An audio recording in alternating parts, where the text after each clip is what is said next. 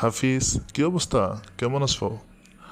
গত ক্লাসে তো খুব সুন্দর একটা ইসলামিক সঙ্গীত আমাদের শুনিয়েছিলে। তো এখন তোমার ইসলামিক সঙ্গীত চর্চা কেমন চলছে? জি স্যার, ইনশাল্লাহ অনেক ভালো চলছে। আপনার কথা অনুযায়ী এখন আমি নিয়মিত ইসলামের সঙ্গে চর্চা করি স্যার। মাশাআল্লাহ, মাশাআল্লাহ, অনেক ভালো। তোমার কণ্ঠ এবং সুর কিন্তু অনেক সুন্দর। যদি নিয়মিত ইসলামের সঙ্গে চর্চা করো, তোমার কণ্ঠ এবং সুর আরও বেশি সুন্দর হয়ে উঠবে। দোয়া করবেন স্যার, আমি যেন ভবিষ্যতে একজন ভালো ইসলামিক সঙ্গীত শিল্পী হয়ে উঠতে পারি। অবশ্যই, অবশ্যই, দোয়া তো সবসময় থাকবে। তো হাফিজ, তুমি কি কোনো ইসলামিক সঙ্গীত আমাদের জন্য চর্চা করে এসেছো, যেটা আমাদেরকে আজকে শোনানো যাবে?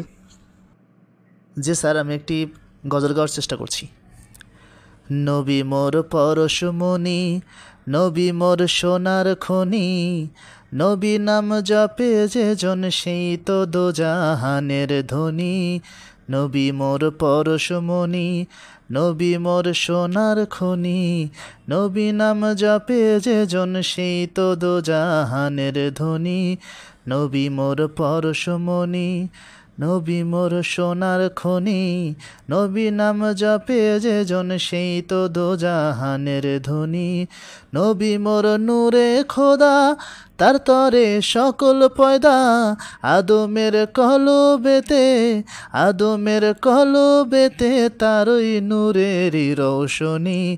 নবী মোর পরশমণি, নবী মোর সোনার খনি, নবী নাম জপে যে জন সেই তো দোজাহানের ধনী। মাশাআল্লাহ, মাশাআল্লাহ, অনেক সুন্দর হয়েছে হাফিজ। অনেক অনেক ধন্যবাদ তোমাকে এত সুন্দর একটি গজল শোনানোর জন্য।